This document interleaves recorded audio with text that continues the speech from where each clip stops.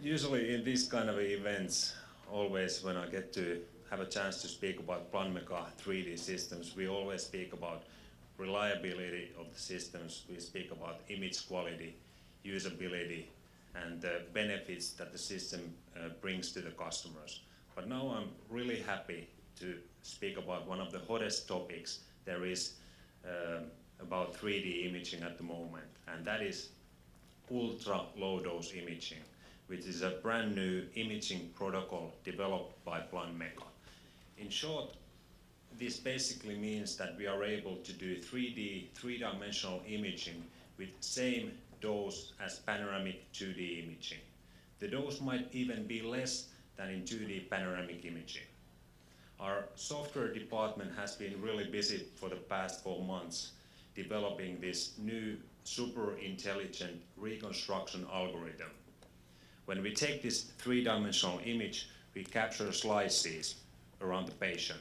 Then we have the reconstruction software which actually creates the 3D model. Now we have new, more intelligent reconstruction algorithm which improves the image quality radically.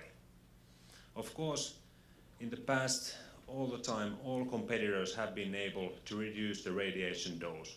But now with our system, we are able to reduce the radiation dose, but at the same time, we will get very, very good image quality.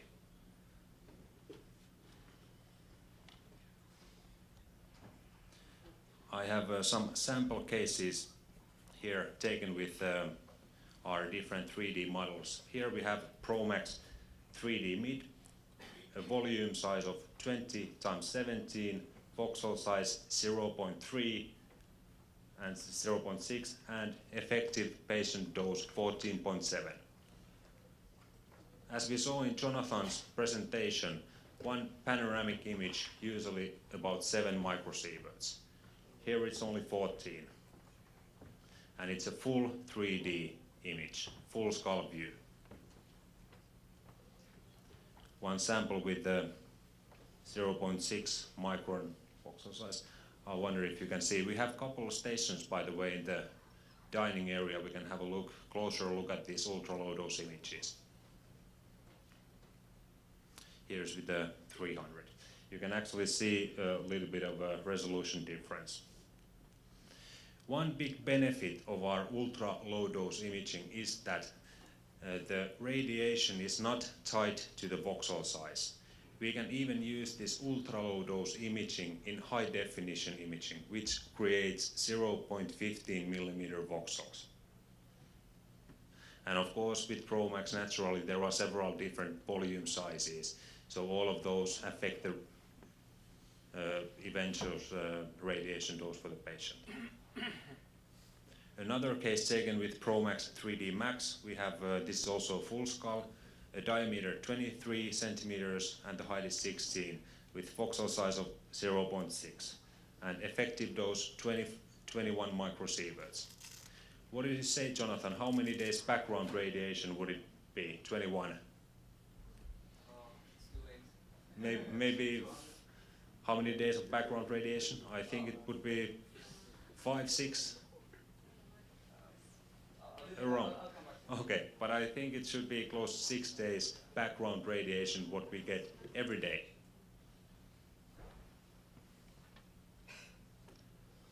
The same case, we have, of course, we have the axial, coronal, and sagittal slices, but also we have the rendered 3D model. This is one good example of the airway measurements and coloring for the airways. Thank you. I'm still a little bit uncomfortable with that.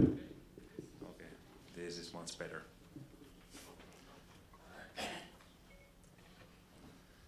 Another case taken with ProMax 3D Max. Volume size, diameter 8 and height 5, voxel size 0.4. Effective dose 4 microsieverts, which is less than a periapical X-ray image. It's really amazing. Of course, when we take a 3D image, there are clear benefits what you get when you compare to 2D imaging. One, for example, is the cross sections. Another one is one-to-one measurements. There are no more magnification errors at all in three-dimensional imaging.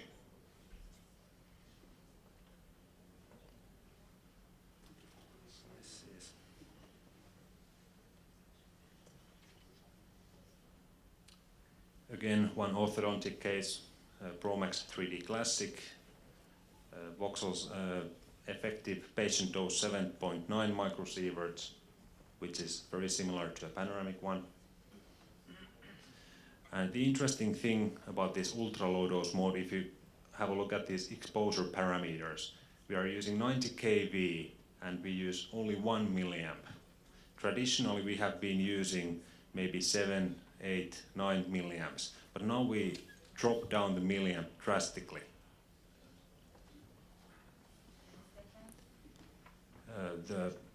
It depends a little bit on the imaging mode you select. We have 3 or actually 4 imaging modes. We have ultra low dose mode, low dose, normal, and high definition mode.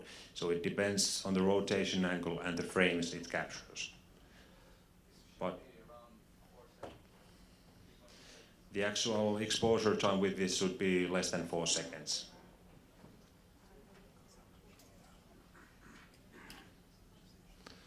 Here is one very small volume, 4 by 5, voxel size 0.15, using our high definition mode. And the effective dose 14.4. One post-operation CBCT image taken with ProMax 3D Max. Effective dose 42 microsieverts. Again, one sample of this post-operation CBCT, 21 microsieverts. Full skull 3D image.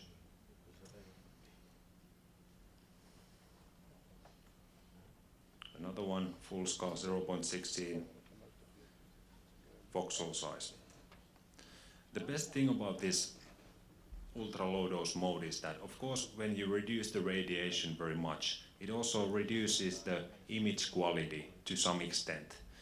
So when our R&D developed this ultra low dose imaging, we decided that we will do our best and we will let the specialist to tell us what they think about these images.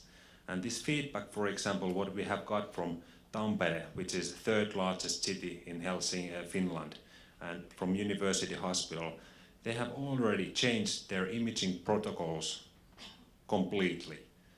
They use this ultra low dose imaging for all implant cases, for all orthodontic cases. And they even say that this 3D orthodontic, 3D cephalometric image quality is better than the conventional cephalometric image. And of course we have no magnification errors, we have one-to-one measurements and everything. And these are the specialists. We believe that this ultra low dose will be the future of dental imaging, and I think later it might possibly replace conventional 2D panoramic imaging. And of course this ultra low dose mode is upgradable to all models we have in the field, and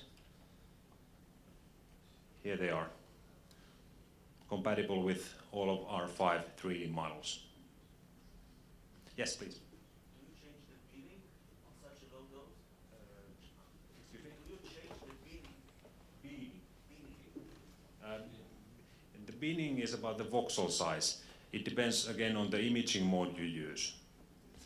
So if you use high definition mode, then we have one voxel which is 0.15, and it bins if you use the low dose mode to, for example, 0.6 voxel size. But do you bin the same as before with the old protocols?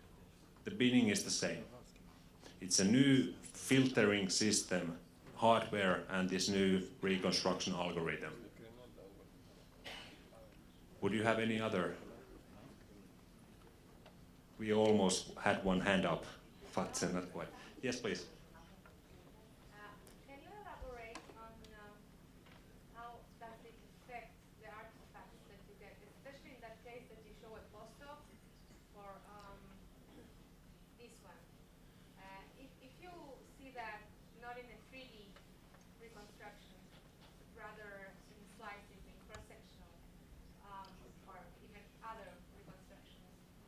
elaborate how about the artifacts that you usually get from CBCTs?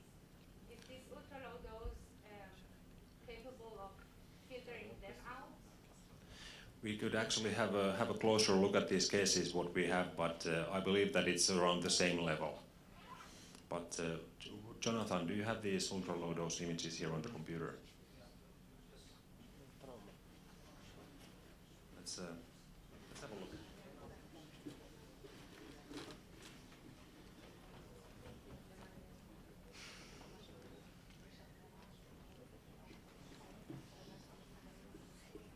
Yeah, the post-operation case, there are some with the metal.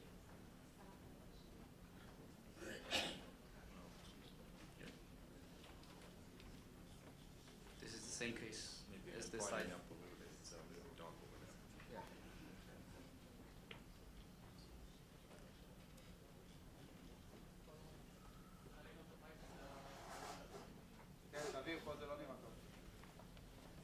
Okay.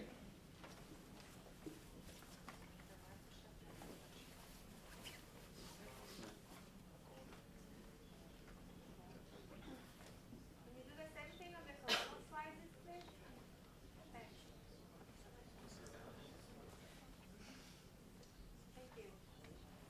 Okay, and accept that.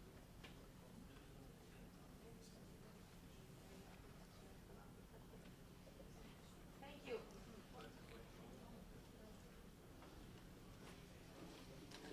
Any other questions? As said, we have two stations over there, so we have all of these sample images if you want to have closer look, so please come and grab us from that. Okay, thank you very much. Now we let the star of the evening, Professor Max, to continue with his lecture. Okay. Thank you very much.